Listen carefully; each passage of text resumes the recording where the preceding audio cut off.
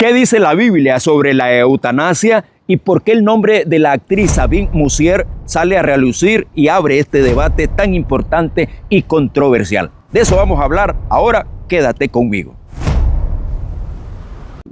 En los últimos días, el nombre de Sabine Moussier volvió a ocupar titulares, comentarios y conversaciones en redes sociales, no por un nuevo proyecto artístico, sino por rumores sensibles y delicados que comenzaron a circular con fuerza en redes sociales. Versiones no confirmadas que hablan de una posible eutanasia, de decisiones familiares, de sufrimiento físico extremo y de conversaciones privadas que, según se dice, estarían ocurriendo en medio de una situación médica compleja. Es importante decirlo que no hay confirmación oficial de que Sabine haya muerto ni de que se haya practicado una eutanasia. Pero aunque los hechos no estén confirmados, el debate que se abrió sí es real, porque cuando se menciona la eutanasia, aunque sea como posibilidad, la pregunta deja de ser sobre una persona específica y se convierte en una pregunta para toda la sociedad. ¿Qué pasa cuando el dolor entra en escena? ¿Qué pasa cuando la medicina llega a sus límites? ¿Qué pasa cuando la familia, el sufrimiento y la compasión se mezclan con decisiones que parecen imposibles? Y aquí es donde la reflexión trasciende la noticia. Porque aun si la eutanasia solo está en conversaciones, aún así solo es un rumor, la pregunta sigue siendo válida.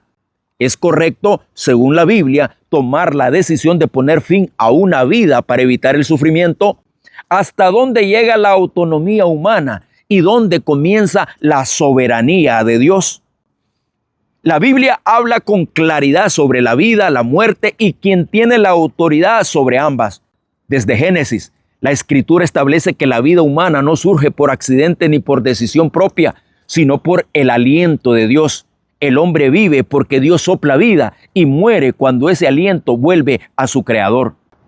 Por eso la Escritura afirma que la vida no es una posesión privada, sino un préstamo sagrado. Job, en medio del sufrimiento más brutal, no reclamó el derecho a morir, sino que reconoció una verdad muy profunda: Jehová dio y Jehová quitó.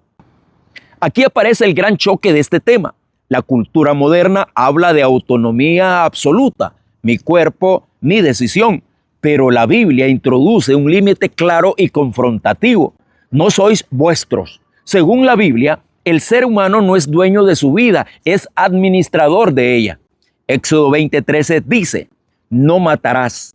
No es un mandamiento reducido a la violencia criminal. Es un principio que protege la vida humana frente a cualquier acción deliberada que busque terminarla, incluso cuando la intención es compasiva. La Biblia no condena el alivio del dolor, no condena los cuidados paliativos, no condena acompañar al que sufre. Lo que cuestiona profundamente es provocar intencionalmente la muerte. La Escritura tampoco idealiza el sufrimiento, pero sí enseña que Dios no pierde autoridad cuando el cuerpo se debilita. Pablo habla del sufrimiento como un proceso donde Dios sigue obrando, no porque el dolor sea bueno, sino porque Dios no abandona al ser humano en su fragilidad. Y entonces surge la pregunta que muchos se hacen en silencio: ¿y si alguien toma esa decisión, se pierde su alma? La Biblia es clara y equilibrada aquí. La salvación no depende del método de muerte, sino de la fe en Cristo mientras se vive. Nadie se salva ni se condena por una decisión médica aislada. La salvación es por gracia, mediante la fe, no por obras. Sin embargo, la Biblia también advierte que la muerte cierra el tiempo para tomar decisiones. No hay arrepentimiento después de partir de este mundo. No hay procesos intermedios. El destino eterno se define en vida. Este tema no es un ataque a una persona ni a una familia. Es un llamado a la conciencia, porque cada vez que una sociedad normaliza la idea de decidir quién debe vivir y quién debe morir, se acerca peligrosamente a ocupar el lugar que solo le corresponde a Dios. Aunque en el caso de Sabine Moussier todo es todavía un rumor, el debate que se abrió sí es real y necesario. No se trata de juzgar, sino de reflexionar. No se trata de condenar, sino que entendamos. Porque al final, la pregunta no es solo qué haríamos nosotros frente al dolor. La pregunta es en quién confiamos cuando el dolor llega. La Biblia responde con una verdad incómoda pero firme.